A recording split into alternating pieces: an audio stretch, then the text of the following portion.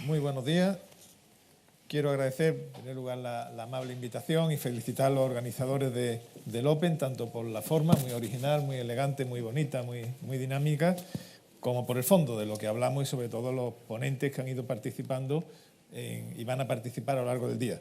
He visto los dos anteriores sets con mucha atención, me han servido, he aprendido, he contrastado. Han hablado mucho de lo que vamos a hablar hoy, tendremos que ver cómo, y nos han puesto el listón francamente difícil, porque en las anteriores set ha habido calidad, nivel y contraste. Por lo tanto, tenemos una responsabilidad ante las personas que nos escuchan de mantener el nivel. ¿Quiénes están en esta mesa? Bueno, ya lo conocéis, han anticipado un poquito, pero complementar brevísimamente. Santiago del Pino, es abogado ya con mucha experiencia, árbitro de la Corte del Arbitraje del Colegio de Abogados de Madrid y de la Asociación Europea de Arbitraje.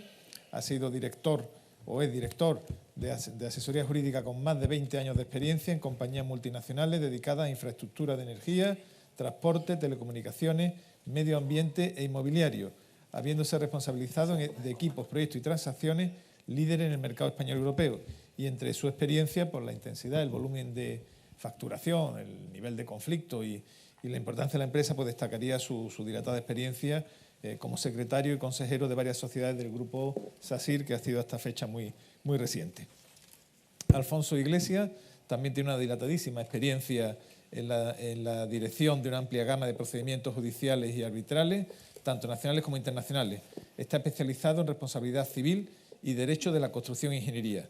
Durante sus más de 20 años de ejercicio profesional, ha participado en varios de los casos más relevantes de responsabilidad civil y construcción e ingeniería que ha habido en España.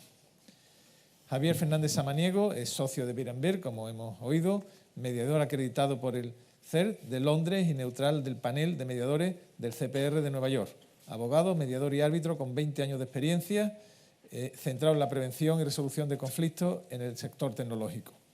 Y Ana Armesto, con más de 30 años de experiencia profesional como abogada, especializada en el área fiscal, mercantil y corporativa en el seno de la primera firma española de auditoría, asesoría fiscal y legal del ámbito internacional, habiendo sido durante más de 15 años socia de la misma. Y como asesora en gobierno corporativo, con diploma ICA para consejeros profesionales, es consejera certificada por el Instituto de Consejeros Administradores y participante activa en foros internacionales de actualización de consejeros tanto en Europa como Estados Unidos.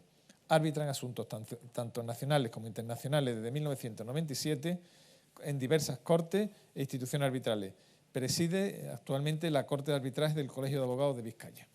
Bueno, como veis, tenemos 4 ponentes con dilatadísima experiencia en arbitraje nacional e internacional.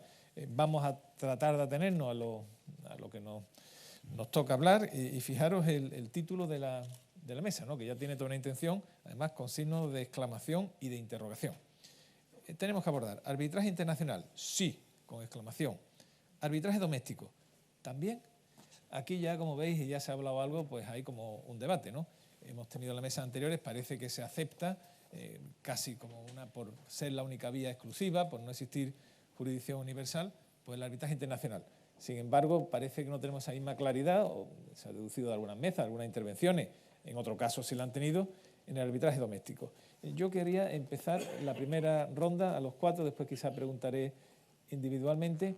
¿Es cierto que existe, o en vuestra experiencia profesional existe, o tenéis esa percepción que las empresas o personas en conflicto tienen como muy claro el arbitraje internacional y no tanto el doméstico? Y si es así, aunque ahondaremos cada una de las partes después, una pincelada del porqué. Empezamos por orden. Pues casi empiezo yo.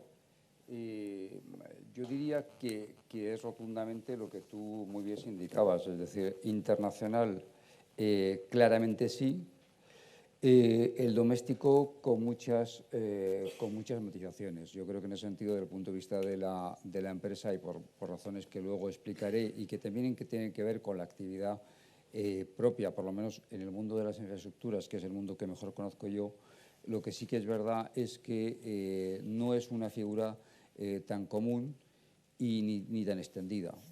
Yo lo dejo ahí, sin perjuicio de que después profundizaremos más adelante y en todo caso cedo la palabra a Alfonso. No, la respuesta es esa y lo interesante es por qué, es donde merece la pena detenerse algo más de tiempo. Mi experiencia es a lo mejor un poco distinta, pero fundamentalmente porque asesoro más a empresa extranjera que a empresa española. Y en ese sentido tengo a lo mejor una visión distinta. Ayer en el Congreso de la Abogacía se citaba esa frase, ¿no? que nuestra miopía no pueden ser los límites del mundo, ¿no? Pero cada uno, yo creo que venimos muy condicionados por esa experiencia, pero creo que sí que es verdad que a lo mejor el arbitraje doméstico, bueno, pues las empresas de fuera tienden a no aceptarlo y prefieren a lo mejor cortes que conocen más. Yo creo que ahí las cortes españolas están haciendo una labor muy encomiable por ser más conocidas internacionalmente. Yo creo que lo único que les falla es un problema más de marketing que de otra cosa, porque creo que la calidad está ahí y, como decía antes Elena, son cortes que siguen los estándares internacionales, pero es verdad que la empresa extranjera pues bueno, tiende a irse a sus cortes clásicas, ¿no? Y sí que es cierto que coincido con quien me ha precedido en la palabra. Sí, vamos a ver, el arbitraje internacional está efectivamente muy generalizado, no solo internacionalmente, sino también respecto a las empresas españolas internacionalizadas, sin ninguna duda. El arbitraje doméstico es muy manifiestamente mejorable, no en cuanto a calidad, sino en cuanto a número y utilización, ¿no? Evidentemente, yo percibo mucha reticencia a la hora de utilizarlo, muchas dudas, y desde luego las cifras están ahí, ¿no? Si sumamos, aunque antes se hablaba de la cantidad de cortes que hay a nivel España, si sumamos el total de asuntos que se producen anualmente, realmente es una cifra absolutamente ridícula respecto al nivel de temas, de cuestiones, de litigios que se pueden llegar a plantear. Y yo anticiparía que desde luego esta es la gran asignatura pendiente, pero que además está muy relacionado no solo con establecer una mejor y mayor divulgación del arbitraje y sus ventajas, sino también de una mayor divulgación y mejor conocimiento de lo que implican todos los sistemas alternativos de resolución de conflictos y no solo el arbitraje. Para mí, y lo adelanto ya, luego saldrá en el debate, creo que el crecimiento del arbitraje va a estar muy íntimamente relacionado con el desarrollo de todo tipo de sistemas alternativos de resolución de conflictos. Bueno, pues parece la primera ronda coincidís con la titulación, arbitraje internacional sí, doméstico, veremos. De todas formas, vamos a intentar bajar un poquito, analizar el porqué, como se ha dicho, ¿no?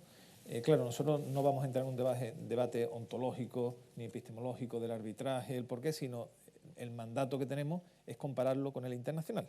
Es decir, nosotros creo que tenemos que mirarnos en el espejo internacional y compararnos nosotros con lo que se hace en otras cortes, y porque hay una realidad que ya conocemos y es así, no hay jurisdicción universal, tú intentas, te fías más de un tercero imparcial que de la jurisdicción local cuando tienes algo de inversiones, etcétera. Eso como muy obvio lo tenemos. ¿Qué más hay? ¿Qué más diferencias? Y vamos a empezar utilizando algunas de las cuestiones de mesas anteriores. La calidad.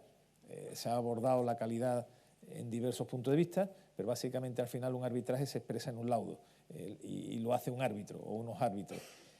¿Tenéis en vuestra experiencia la sensación de que los laudos en arbitraje internacional tienen más calidad que los realizados en el ámbito doméstico? Sí, yo la experiencia que tengo, y la verdad es que ya es larga, es que no es tanto un tema de calidad como yo creo que de entendimiento del arbitraje. Es decir, yo creo que en ese sentido, desde el mundo de la empresa, la distinción arbitraje internacional, arbitraje doméstico, me parece muy sofisticada. Es decir, es un discurso muy técnico, muy jurídico, muy interesante, pero que esto en el mundo de la empresa no existe. O sea, está muy bien entre nosotros, pero obviamente, por lo menos en el mundo de la cotizada o de la gran empresa, este tipo de discusión tan intelectual no me veo yo discutiendo con un consejero delegado o con un director general sobre este tipo de cosas, no le interesan para nada, o sea, se da por hecho. Entonces, se sigue un criterio que yo creo que es, que además es muy casuístico y que es entender primero cuáles son en general las ventajas clásicas del arbitraje o desventajas del arbitraje y luego pues ver un poco cómo aplica. Entonces, tal vez un poco, y derivo un poquito, un minuto, la pregunta es, la extrapolación es, bueno, a las ventajas y desventajas clásicas del arbitraje internacional son exactamente las contrarias en el caso del arbitraje doméstico, o algunas son, digamos, son comunes o no son comunes.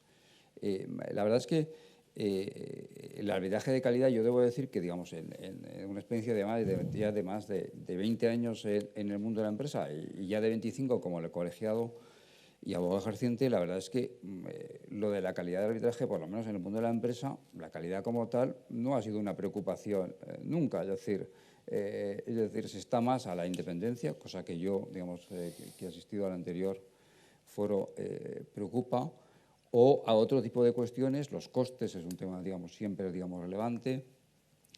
Y se va a una serie de parámetros que realmente en algún caso pueden parecer un tanto simplistas, pero sí que es verdad que la calidad como tal, y por lo menos desde el punto de vista de la empresa, yo creo que nadie, o por lo menos veo mi experiencia en los arbitrajes, digamos, tanto internacionales como en el arbitraje doméstico, la verdad es que desde el punto de vista de la empresa y desde el punto de vista de una empresa cotizada o de una empresa, yo no he visto nunca que alguien haya dudado sobre la calidad del arbitraje. Nos ha pasado, como yo creo que habrá pasado a todo el mundo que haya estado en la práctica profesional, que hay, digamos, laudos que gustan más o que gustan menos. Es verdad que también nos ha ocurrido, a igualdad de situaciones, laudos contradictorios, lo cual, bueno, pues no ayuda mucho, y sobre todo no ayuda mucho a los abogados internos, porque, hombre, intentan, digamos, eso, digamos, de alguna forma merma la reputación, y bueno, yo creo que en general, digamos, no ayuda demasiado a lo que es a los responsables de asesoría jurídica o a los responsables jurídicos dentro de las empresas, pero en general, digamos, la calidad como tal, como concepto, como lo conocemos, en general nunca ha sido puesta en discusión, y yo creo que hay un entendimiento de que la calidad es, digamos, la calidad en el arbitraje doméstico es absolutamente la adecuada. Sí, no es un problema de calidad. Sí, claro, estos temas, como es inevitable, se han hablado en la mesa anterior, seguramente en las siguientes, y si el moderador me da 5 minutos, quizá merezca la pena tratar de dar cierta sistemática, ver los motivos que uno encuentra en cualquier manual de arbitraje internacional de por qué el arbitraje internacional es el mecanismo más utilizado, más extendido, y ver si estos motivos por los que es así en el arbitraje internacional aplicaron al nacional. Entonces, si uno va a la lista de motivos por los que utiliza el arbitraje internacional, el primero es la neutralidad. Cuando las partes en un contrato internacional discuten, si se preocupan de ello, sobre el sistema de resolución de controversias, la tendencia natural inicial es intentar llevar el foro a su tribunal nacional. Claro, las razones por las que es atractivo para una parte son justo las mismas por las que no lo es para la contraria. Solución, un foro neutral, y generalmente, aunque ha sido interesante lo que ha comentado Juan Velázquez, no se va a un tribunal de un tercer estado, se va a un tribunal arbitral. De tal modo que el arbitraje internacional no es la solución que cada parte ve como más conveniente, sino como la menos inconveniente que pueden alcanzar. Segunda cuestión, cuando tenemos una cláusula arbitral que está bien redactada, que no es patológica, las partes cuentan con un foro cierto, único y predeterminado. ¿La alternativa cuál es?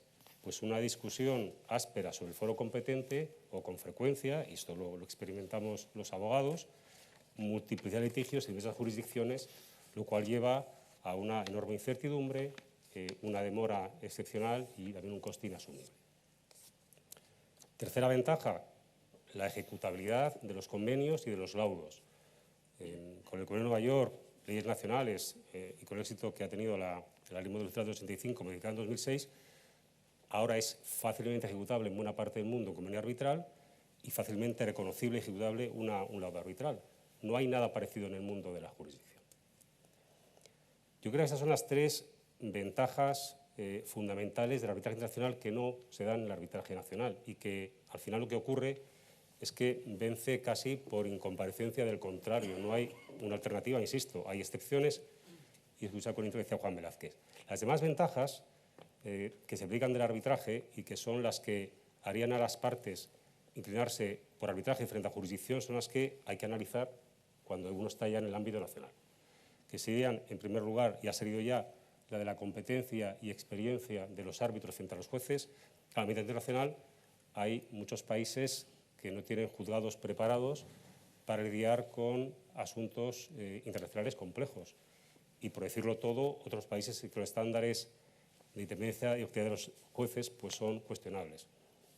Por el contrario, las partes de un arbitraje intervienen directo e indirectamente en su designación, pueden elegir aquellos con la capacitación adecuada, son generalmente 3, por lo cual te ofrece una pluralidad de visiones frente a un órgano unipersonal.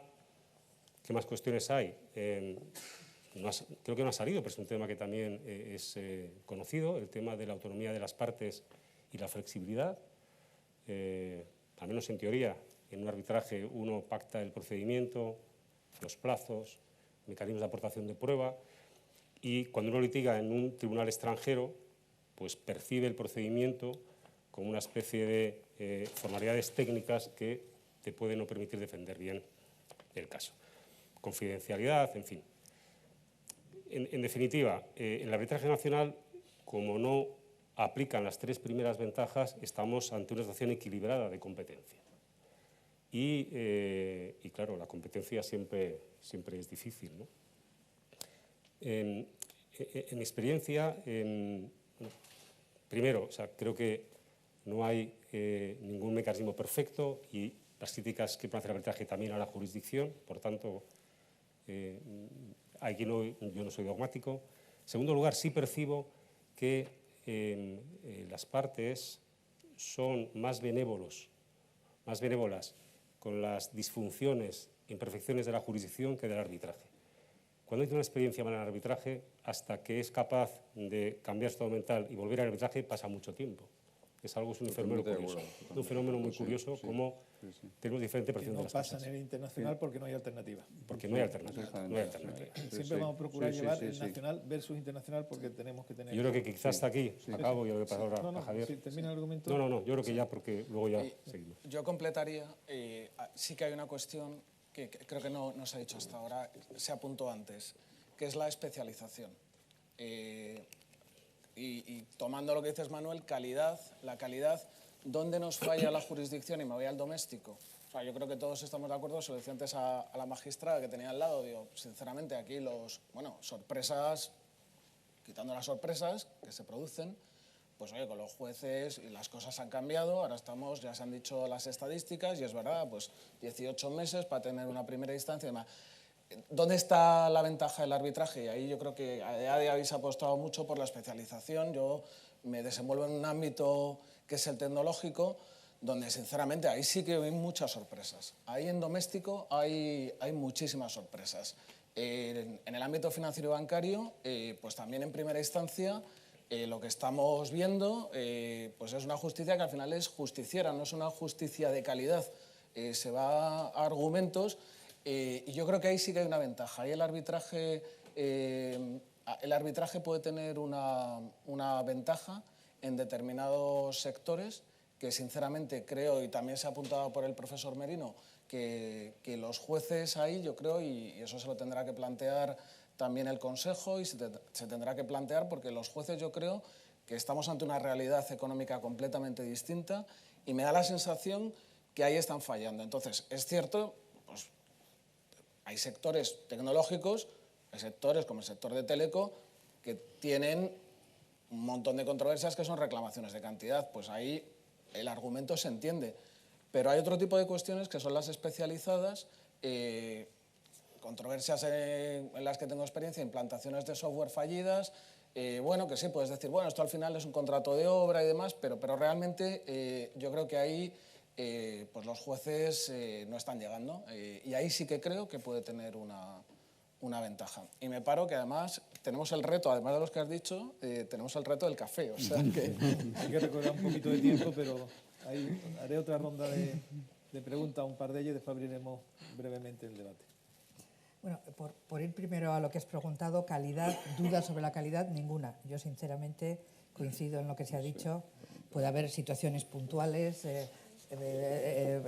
algunos actos fallidos, algún arbitraje ciertamente extraño, pero desde luego no en mayor cantidad, ni muchísimo menos, ni siquiera en la misma que se puede producir en los tribunales. Luego yo, cuestionamientos sobre la calidad del arbitraje, diría que ninguna. Esa no puede ser, en mi opinión, una razón a considerar de cara a elegirlo o no.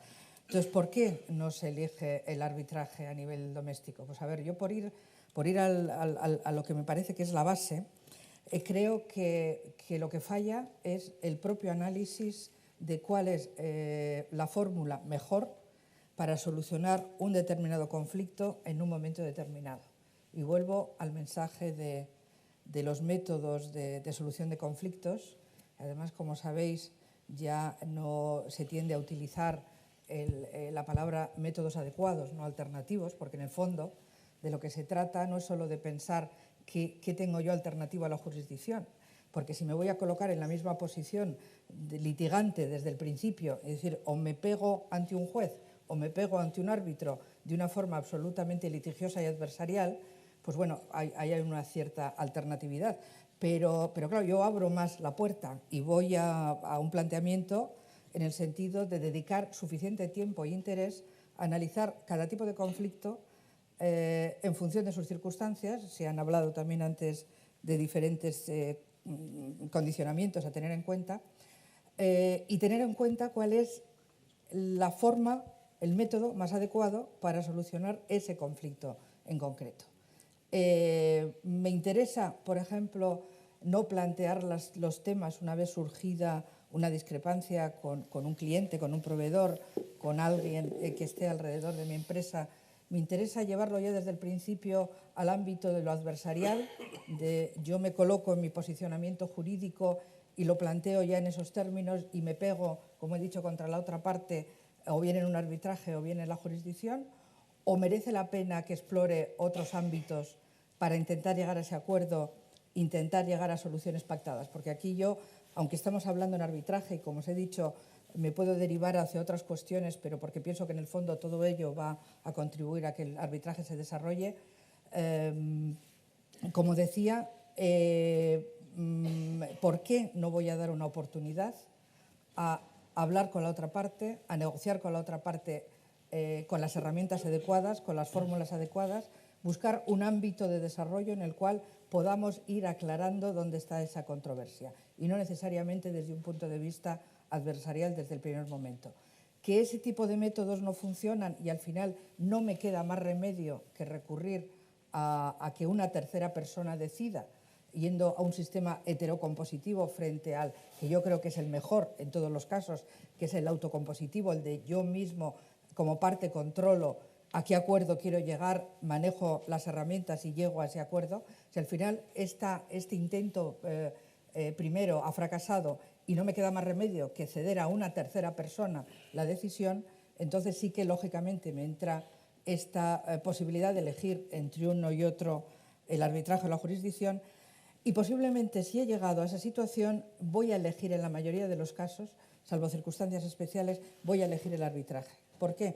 Porque el arbitraje me sigue permitiendo tener un ámbito en el que las cosas se sigan hablando con cierta normalidad y sobre todo que cada parte de verdad pueda poner sobre la mesa todo lo que opina sobre esa cuestión. Y para mí esta es una ventaja de las que quizás hasta ahora no se ha destacado o no se ha mencionado, que añadiría a todas las ya dichas del arbitraje. Se crea una atmósfera y un ámbito en el cual todo el mundo puede decir lo que le parezca adecuado, puede poner sus argumentos sobre la mesa, puede con tranquilidad plantear cuáles son su visión de la realidad y cuál es también la legislación o el argumento jurídico que debe aplicar a esas situaciones, ¿no?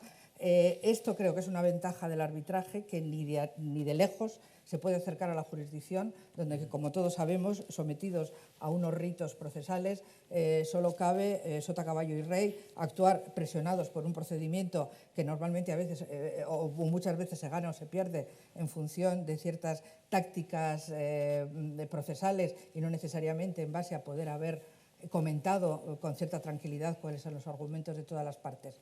Luego, me quedaría con esta ventaja importante del arbitraje, el crear esa atmósfera diferente. Y de nuevo, insisto, lo sigo vinculando a si antes he debatido lo suficientemente qué me interesa, cómo me interesa a mí gestionar este tipo de problemas y cuál es el itinerario que defino para ir solucionándolo en función de que un sistema me vaya funcionando o tenga que seguir escalando hacia arriba, ¿no?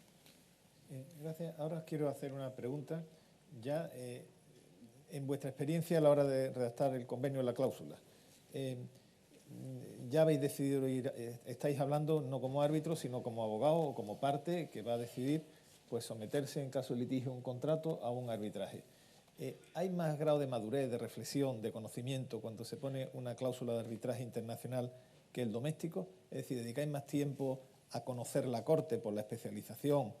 Pues me voy a ir a Nueva York, o me voy a ir a París, o me voy a ir a Londres, o me iría a Madrid por esto. ¿Se racionaliza más la elección que cuando es doméstico pues me voy a la Corte de Madrid o a la Corte de Cima u otro porque es el que conozco? Me gustaría, ya decidido ese grado, si de alguna forma, como abogados que redactáis el contrato, la cláusula internacional es más meditada, con más conocimiento, con más comparativa de las Cortes que la doméstica. Pues mira, yo la verdad es que mi experiencia es bastante peculiar, porque la verdad es que la primera discusión más, digamos, normalmente suele ser sobre la ley aplicable. En la parte, digamos, cuando acudes al arbitraje internacional, porque de alguna forma estás con un socio o en un negocio que, bueno, de alguna forma sabes que vas a ir ahí. La verdad es que hay una cierta tendencia, vamos, en primer lugar, pues es verdad que un poco a ir a elegir, pues, la ley inglesa, sobre todo por parte de socios anglosajones, lo cual, pues nosotros, la verdad es que en ese sentido, como abogados de jurisdicción española, pues en general, digamos, nos genera, digamos, pues indudablemente un cierto desasosiego. Pero sobre todo, más que eso, es la necesidad de no abstraer totalmente, y sobre todo, pues por lo menos las compañías o en los negocios de infraestructuras, donde al final tiene una realidad física, es decir, no estamos entregando un bien, estamos construyendo una infraestructura que vamos a construir, que vamos a operar, que vamos a mantener, una cierta ligazón con un país. Entonces, normalmente se busca siempre un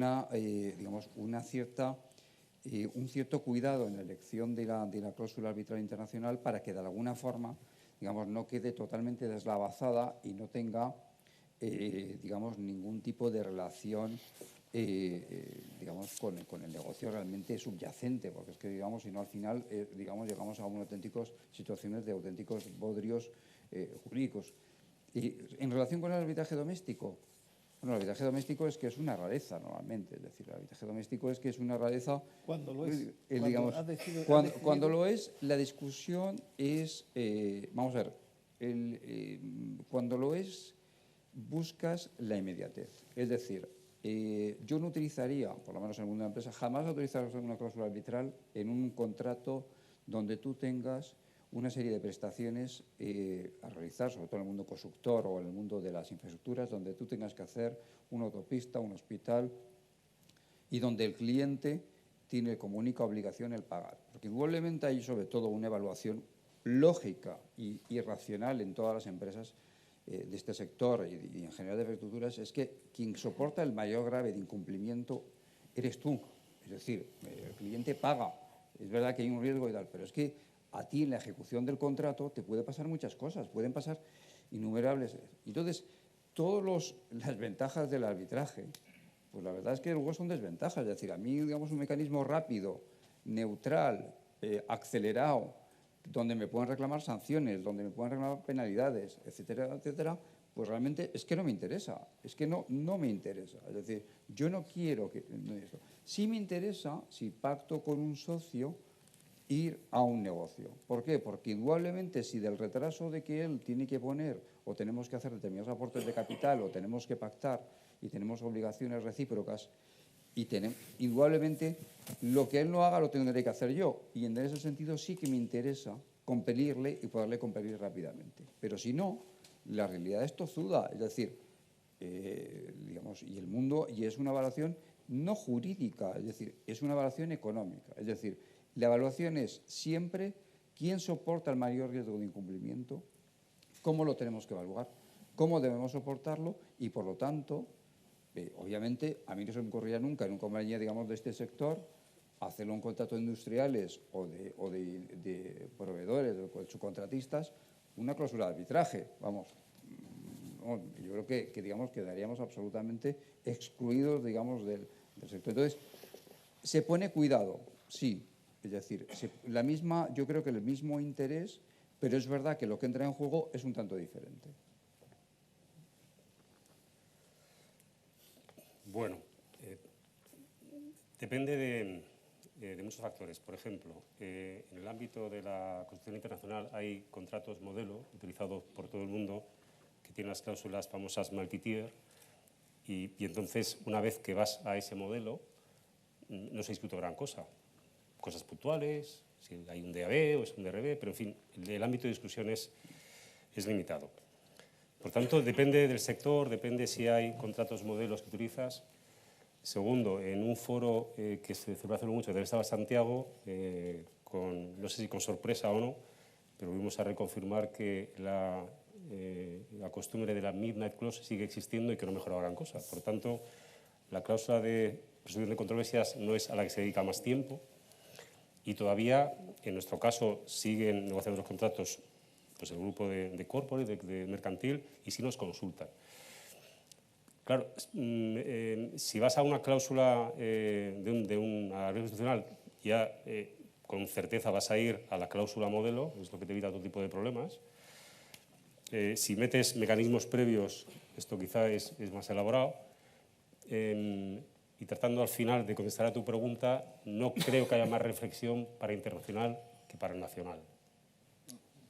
La reflexión yo creo que viene más por la cuantía y la importancia. Yo creo que es cierto que en contratos con elemento internacional hay más reflexión en el contrato en general, no solo en la cláusula de resolución de controversias, sino en general, y se invierte más, incluso se externaliza la negociación del contrato. Y lo que ha dicho Alfonso, yo estoy totalmente de acuerdo. Creo que yo percibo una diferencia brutal entre quién lidera la negociación de ese contrato. Si quien lidera la negociación de ese contrato no tiene ninguna experiencia procesal, y ahí pues Javier Ramírez en Hewlett Packard, vosotros tenéis outsourcing, que son contratos muy complejos. Javier, pues evidentemente es procesalista, entonces en esos contratos esa influencia se va a notar. Despachos donde los departamentos de procesal están muy vinculados a los de mercantil y son a lo mejor despachos de tamaños no muy grande, donde, como se decía antes, pues ahí sí que hay esa sensibilidad. Yo estoy percibiendo, yendo a la pregunta concreta, que lo normal, toda la hora es experiencia, un contrato que hemos tenido hace relativamente poco de unos helicópteros, con lo cual es una cosa importante, 45 helicópteros. Curiosamente, pese a que el contrato se reflexionó muchísimo, cuando vas a la cláusula internacional, ICC París, el estándar, pum, tal cual. No hubo mucha más reflexión, más allá de, bueno, ICC París, pum. En Estados Unidos, donde ahora estoy teniendo mucha experiencia, curiosamente, bueno, pues ahora California tiene una gran atracción, tanto las leyes del Estado de California. Allí el arbitraje no es un Estado amigable al arbitraje en absoluto. No podemos ir los cancel extranjeros, ni siquiera podemos representar en el Estado de California. Yo he visto y me ha sorprendido quien hace el análisis sofisticado. El análisis normal, ¿cuál es? Los costes. Te piden, oye, ¿cuál es la diferencia entre la London Court of International Arbitration, entre ICC? Esa es mi experiencia. Cuando estás negociando te dicen, ¿cuánto me va a costar ICC? Y ahí yo creo que vamos. Ahí... ¿Y en España no lo hacéis? En Para España... coger corte, ¿se compara? En España, francamente, hay, yo te diría, 3 cortes y hay 3 cortes. Y entonces luego ya influye el elemento territorial. Pues si estás con uno de Barcelona y dices, no, pues mira, al TAP no me voy. Bueno, pero por concepto, y el TAP puede tener ahí los árbitros, pues dice, la empresa, la contraparte de Barcelona, pues no me... yo, vamos, es el análisis, no te creas que... La reflexión que hacía Alfonso, que me era muy traída, y es que después cualquier mala experiencia en arbitraje o en una cámara la lastra de forma... Hombre. Es decir, te remontan a, bueno, es que en el 70 tuvimos una cosa que es que vaya cámara y tal, no sé qué, y entonces, cosa que no reputas de un juzgado de instrucción o de una audiencia provincial, pero en ese sentido sí que es verdad que la memoria histórica permanece de una forma muy curiosa. Ana. Bueno, coincidiendo también en la idea de que se dedica poco tiempo normalmente a la discusión de las cláusulas y que incluso además es peligroso el traer el copy-paste, ¿no?, de una cláusula a cualquier tipo de contrato, porque como bien se ha dicho, en cada situación, en función de las partes afectadas, del tipo de producto, del tipo de relaciones, puede necesitarse determinadas adaptaciones. Yo creo que el mayor problema está en que primero no se analizan las cláusulas con la suficiente transversalidad. Efectivamente, también habéis comentado, y estoy plenamente de acuerdo, en que según en manos de quien caigas, de un procesalista o de alguien más dado a la negociación, pues te vas a inclinar por un tipo de enfoque de cláusulas u otras. Pero además yo diría que influye también otro aspecto, y es el de en quién recae al final la responsabilidad de establecer la cláusula, ¿no? Y yo uno de los empeños que tengo últimamente, vinculado también con otra área que me interesa mucho personalmente, aparte de los métodos de resolución de conflictos, que es el gobierno corporativo, el buen gobierno corporativo. Yo, uno de mis empeños en los últimos meses, diría yo, es intentar involucrar precisamente en la decisión de cómo resuelvo yo los conflictos en una empresa al máximo nivel, a nivel del Consejo de Administración.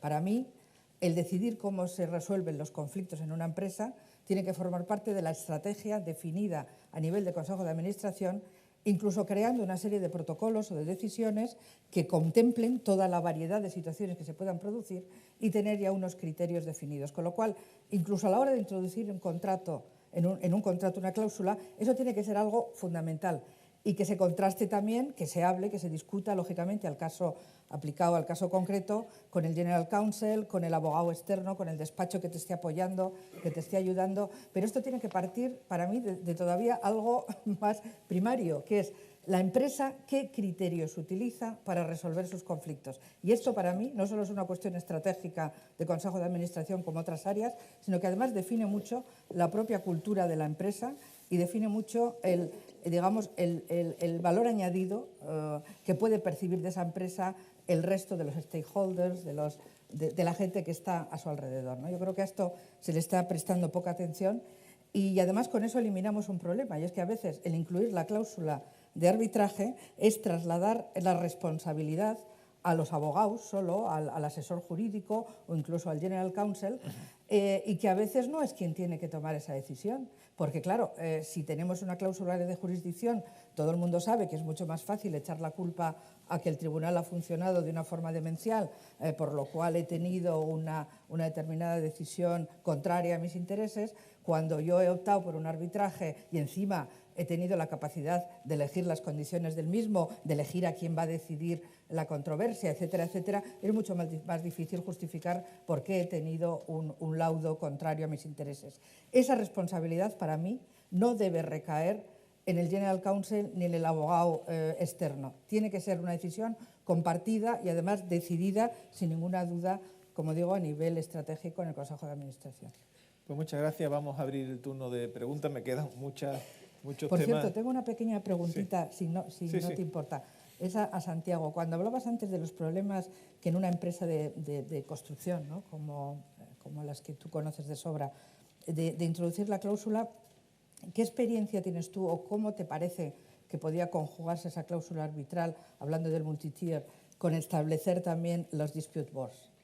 Pues que sí que te permite ir solucionando día a día, ¿no?, lo que va pasando en el... ¿Sabes lo que pasa? Que el ambiente friendly, yo creo que en el mundo capitalista o de empresa cotizada y tal, se lleva mal, ¿no? Es decir, normalmente yo creo que quieres morder al enemigo. Es decir, yo creo que en ese sentido, buscar ambientes Es decir, yo creo, también es verdad que, claro, la jerarquía de una compañía o de grandes grupos empresariales hacen que realmente la parte de negociación no le llega exactamente al abogado, es decir, no le corresponde al abogado interno, es decir, llega realmente está en el negocio. Entonces, porque en una parte del negocio es una negociación permanente, es decir, el negocio de infraestructuras, pues lo que hace básicamente el gestor de infraestructuras, o sea, un gestor de servicio público, etcétera, es martillear sistemáticamente y todos los días a la administración. Un día porque quiere un cambio de traza, otro día porque quiere un no sé qué. Es decir, entonces, el ámbito negocial, ¿cuándo llega digamos, la problemática o la controversia a la sabiduría jurídica? Bueno, pues cuando ya el margen de negociación está muy agotado. Entonces, introducir o plantear un nuevo marco de negociación la verdad es que es un tema de gestión que por lo menos, y tal vez es verdad que también en el mundo en el que yo me muevo, básicamente, pues que es un mundo compuesto básicamente por ingenieros, la comprensión del mundo del derecho no es todo lo buena que debiera ser, ¿no? Y tampoco es que se esfuercen mucho. Entonces, pero en general, yo creo que lo ven más como una forma de dilatar plazos, sobre todo de una fase que no entienden, porque para negociar ya están ellos, es decir, dentro de su trabajo, y el abogado está para resolver ya el problema, es el bombero. O sea, el bombero llega ya el fuego, ya la mundial, hay que ir a machacar, o vienen a machacarnos o tenemos que ir a machacar.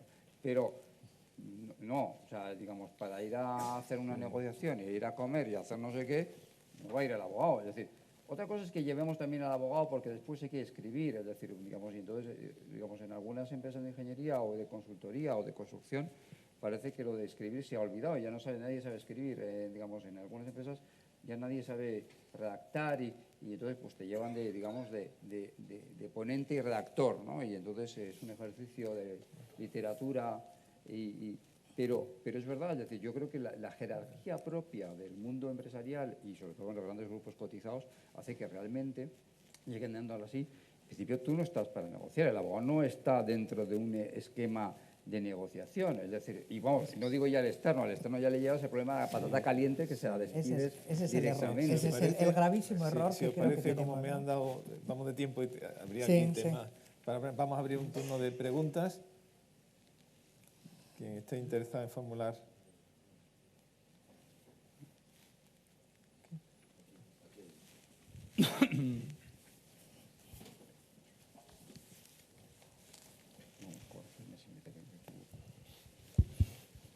Bueno, muchísimas gracias por su presentación. Mi nombre es María, soy del MITS.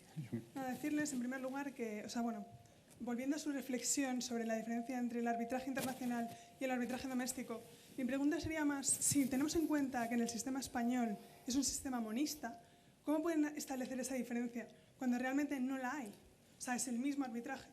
Y volviendo a su reflexión sobre las cláusulas arbitrales, pues decirles que, para empezar, la cláusula arbitral que se redacta en el contrato debe de ser la misma, porque, por lo menos en el sistema internacional hay un único sistema de cláusula arbitral y lo único que se hace es que se adapta estableciendo el sitio del arbitraje y la legislación correspondiente junto con la lengua. Y cualquier otro procedimiento sucesorio debe establecerse una vez que ha llegado el conflicto, pero no previamente, quiero decir. Se limita, como bien decía el primer panel, a cuestiones específicas muy concretas. Muchas gracias. A ver, en cuanto al sistema monista, plenamente de acuerdo contigo, así es. Para mí, la ley española, una cosa buenísima que tiene es que, de hecho, no distingue entre el internacional y el nacional. Lo define la internacional porque está obligada a hacerlo, pero la práctica es exactamente lo mismo, ¿no? Yo, en mis respuestas, por eso me estoy refiriendo más al uso que se hace a nivel internacional o a nivel interno, a nivel doméstico. Sí, yo creo no que porque estábamos ¿no? hablando, el entendimiento, no sé si de si estamos se hablando usa, de controversia, yo creo que lo que... Claro, ubicada en las cortes internacionales, la Eso doméstica, es. decir, llamamos No por tanto en un momento distinguiendo uno de estamos otro, sino si se usa, si las empresas españolas, para los conflictos que tienen entre ellas, tienden o no a usar el arbitraje. Posiblemente igual las mismas empresas que si tienen un conflicto con una empresa extranjera sí lo utilizan a nivel internacional. Ese es un poco el debate que teníamos. Y luego en cuanto a la cláusula, creo que igual ha sido demasiado estricta la definición que has dado del margen que da una cláusula, ¿no? Es verdad que no hay que inventar cosas y no hay que complicar una cláusula para nada y la sencillez es a veces lo mejor. Yo no estoy de acuerdo con que efectivamente no quepa margen de maniobra, cabe muchísimo, pero también estoy de acuerdo en que las cláusulas no hay que complicarlas. Pero desde luego, uno de los temas que aquí se ha debatido, que es elección de la Corte, ese sí que es fundamental y lo tienes que establecer en la cláusula. Y para decidir la Corte has tenido que tener en cuenta muchos de los temas que hemos debatido aquí, ¿no? Alfonso. Sí, sí, no, yo quería discrepar. Una cosa es que tengamos una ley monista, otra cosa es que las ventajas sean iguales o no, y no tiene nada que ver. Cuando tienes empresas españolas, no está la ventaja de la neutralidad, no ven un tribunal arbitral más neutral que un tribunal español, generalmente sucede lo contrario, como hemos visto. Totalmente. En segundo lugar, no hay problemas en cuanto a ejecución de cláusulas de suspensión a foro ni competencia judicial, no hay un riesgo de multiplicidad de litigios de diferentes jurisdicciones y tampoco hay problema de ejecución de una sentencia. Por tanto, es radicalmente distinto el análisis y eso es independiente de que la ley sea monista o no sea monista. La empresa española, y encima, bueno, lo hemos visto hoy, claro, analiza los elementos a analizar completamente diferentes. Muy bien, sí, muy bien. ¿Alguna otra cuestión? Pues Si me permites, sí. quería someter un par de cositas a Vale, la perfecto. votación, ¿no? Que creo Perfecto. que están preparadas por ahí. Y más que nada va también en ese interés que he manifestado que tengo respecto al conocimiento, pero claro, para que una cláusula se defina correctamente lo que necesitamos son personas, abogados sobre todo y también empresas que tengan un conocimiento suficiente de los métodos que tienen a su alcance para poder elegir entre ellos. Si no las conocen, realmente es bastante complicado, ¿no? Entonces tenía una verdadera curiosidad, me hubiera gustado que igual nos hubiera dado un poco más de tiempo a hablar de ello también en el debate, pero me conformo con hacer un par de preguntas sobre el conocimiento que los aquí presentes tienen de un par de sistemas, digamos, ¿no? Uno sería el que tiene que ver con las dispute boards. No sé si está preparada la pregunta. ¿Qué es eso? ¿Qué grado de conocimiento tiene de las dispute boards? El muy malo al excelente es mayor o menor, ¿no?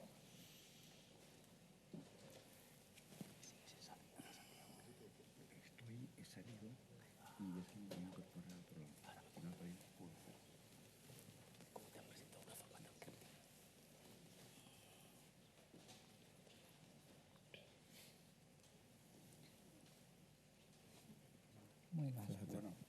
Efectivamente, lo que se confirma es que es un sistema que se está utilizando a nivel internacional en contratos de construcción muchísimo, que en mi opinión, además, no tiene tanto que ver con la parte friendly, sino con la eficiencia y la eficacia. Eso es lo verdaderamente importante.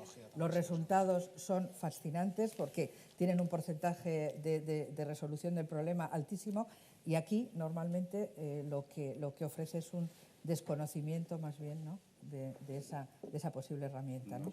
La verdad es que no son muy entusiastas los resultados, por lo que veo, vamos. No, pero estamos hablando del conocimiento. No, porque claro, la pregunta la ha planteado a un nivel muy básico, que es el conocimiento que tienen, no ya si lo quieren usar o no. Me dieron el toque del tiempo. Y vale. Sí, y la última la última sería esto mismo, pero en relación con el derecho colaborativo, ¿no? ¿Qué grado de conocimiento tienen del derecho colaborativo?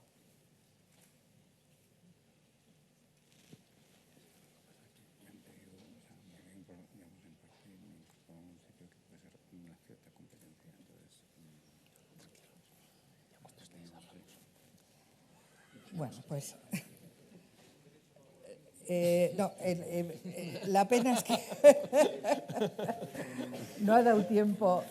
No, vamos a ver, no ha dado tiempo a tratarlo, lógicamente, y será objeto de otro programa. Pero lo importante, lo que yo quería saber es si por lo menos habéis oído hablar de ello, ¿no? Y está claro. Tenemos la verdad. Pues muchísimas gracias a los ponentes, me ha resultado de interés, me han quedado muchas preguntas, muchísimas gracias.